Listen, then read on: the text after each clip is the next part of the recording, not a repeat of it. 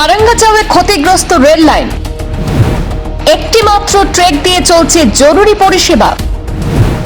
লামডিং বদরপুর পাহাড়ি সেকশনে ফের ধসের কারণে ব্যাহত ট্রেন চলাচল।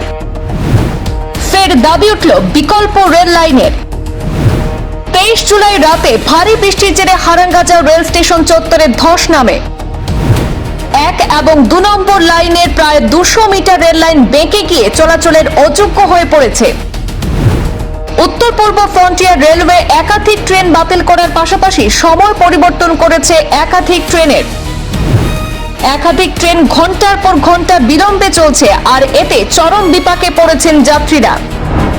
বর্ষা এলেই যেন একই চিত্র। ডিমা হাসাওয়ের হারাঙ্গাচাওয়ে ফের ধসে ক্ষতিগ্রস্ত হয়েছে রেল লাইন। বন্ধ 1 এবং 2 নম্বর ট্রেন। শুধুমাত্র 3 নম্বর লাইনে ঘন্টায় মাত্র 10 কিলোমিটার গতিতে চলছে ট্রেন। ফলে বাতিল এবং বিলম্বিত হচ্ছে একাধিক ট্রেন, আর এর ফলে জোরালো হয়েছে বিকল্প রেলপথের দাবি। গত 23 জুলাই রাতের ভারী বৃষ্টিতে লামডিং বদরপুর পাহাড়ি সেকশনের হারাঙ্গাচাও এলাকায় ধস নামে, আর এতে 1 এবং 2 নম্বর লাইনে প্রায় 200 মিটার রেল লাইন বেঁকে গিয়ে চলাচলের অযোগ্য হয়ে পড়ে। নিরাপত্তার স্বার্থে ওই 2 লাইনে ট্রেন চলাচল বন্ধ রাখা হয়।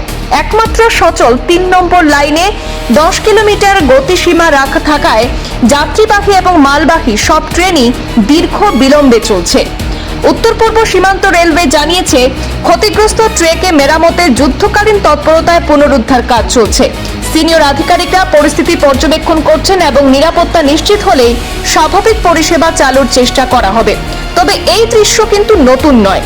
প্রতি বর্ষাতেই ডিমা হাসাওয়ের এই পাহাড়ি রেলপথে ধসের কারণে ব্যাহত হয় ট্রেন চলাচল।